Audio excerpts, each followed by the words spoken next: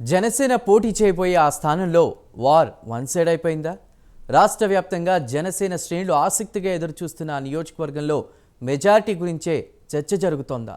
ఇంతకు అక్కడ పోటీ చేస్తున్న జనసేన అభ్యర్థికి ఎందుకు అంతటి ఆదరణ కనిపిస్తోంది? పవన్ కళ్యాణ్ ఎందుకు ఆయన్నే బరిలోకి దించారు?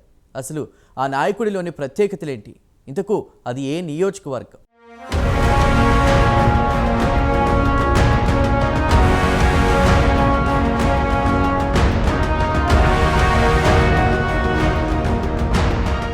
దేవా వరప్రసాద్ నీతి నిజాయితీలకు మారుపేరుగా నిలిచి మంచి పేరు తెచ్చుకున్నారు. అనూహ్యంగా రాజకీయాల్లోకొచ్చిన వరప్రసాద్ జనసేన పార్టీలో చేరి అంచెలంచెలుగా ఎదిగారు. దేవా వరప్రసాద్ లాంటి నిజాయితీపరుడు చట్టసభల్లో ఉండాలన్న ఆకాంక్షతో పవన్ కళ్యాణ్ ఏరికోరి మరీ రాజోలు టికెట్టు దేవా వరప్రసాద్కు కేటాయించారు. గత ఎన్నికల్లో జనసేన విజయ దుందుబి మోగించిన సీట్ ఇదే కావడం విశేషం. దేవా వరప్రసాద్కున్న మంచి పేరు, కూటమి పార్టీల బలం, పవన్ కళ్యాణ్ ఇమేజ్, అలాగే ఇక్కడ పెద్ద సంఖ్యలో ఉన్న కాపు సామాజిక వర్గం బలంతో జనసేన అభ్యర్థికి బంపర్ మెజార్టీతో సూపర్ విక్టరీ ఖాయమన్న వాదన రాజకీయ వర్గాల్లో వ్యక్తమవుతోంది.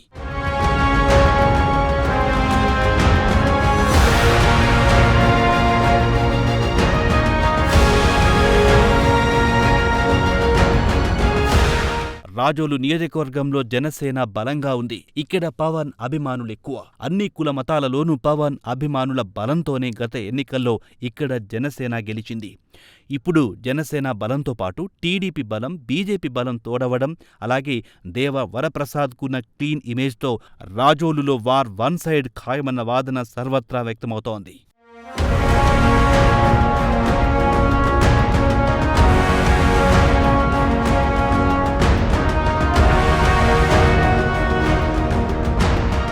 పంచాయతీ ఎన్నికల్లో జనసేన ఇక్కడ ప్రభంజనం సృష్టించిన సంగతి తెలిసిందే.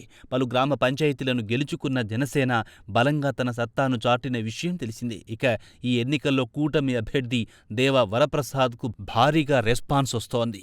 అందరినీ కలుపుకొని పోయే నేత కావడంతో టీడీపీ, బీజేపీ క్యాడర్ ఆయనతో ఈజీగా కనెక్ట్ అయిపోయారు. వరప్రసాద్ గెలుపు కోసం వారంతా తమ వంతు కృషి చేస్తున్నారు.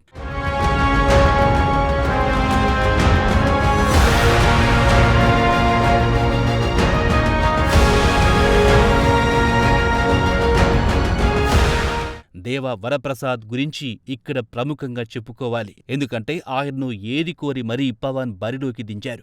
లాస్ట్ మినిట్ వరకు ఈ సీటుపై తీవ్ర ఉత్కంఠ జరిగిందని, చివరకు తీవ్ర తర్జన భర్జన నడుమ దేవా వరప్రసాద్ అభ్యర్థిత్వాన్ని జనసేన అధిష్టానం ఖరారు చేసినట్లు తెలుస్తోంది. గత ఎన్నికల సమయం నుంచి జనసేన పార్టీకి రాజోలు కంచుకోటగా మారినట్లే అన్న వార్తలు వినిపిస్తున్నాయి. రాపాక వరప్రసాద్పై రగిలిపోతున్న జన సైనికులు గత 4.5 సంవత్సరాలుగా కసితో పనిచేస్తూ వచ్చారు. ఇక్కడ జనసేన నుంచి ఏ అభ్యర్థి నిలబెట్టినా తాము గెలిపించుకుంటామని తేల్చి చెబుతున్నారు. సిట్టింగ్ స్థానం కావడంతో కూటమి పొత్తులో భాగంగా రాజోలును జనసేన పార్టీకి కేటాయించారు.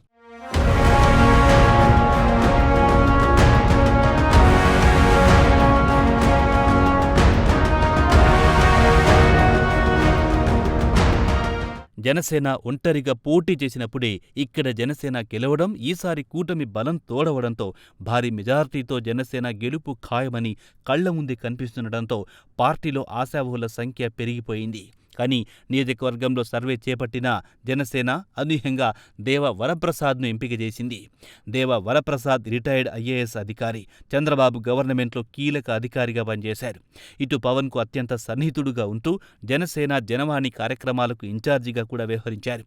వరప్రసాద్ సొంత గ్రామం రాజోలు నియోజకవర్గ పరిధిలో ఉండడం, అటు చంద్రబాబుతో కూడా సన్నిహిత సంబంధాలుండడం, ఐఏఎస్ అధికారిగా ఆయన సిన్సియారిటీ, క్లీన్ ఇమేజ్ లాంటివి పరిగణలోకి తీసుకుని దేవా వరప్రసాద్ను బరిలోకి దించారు పవన్.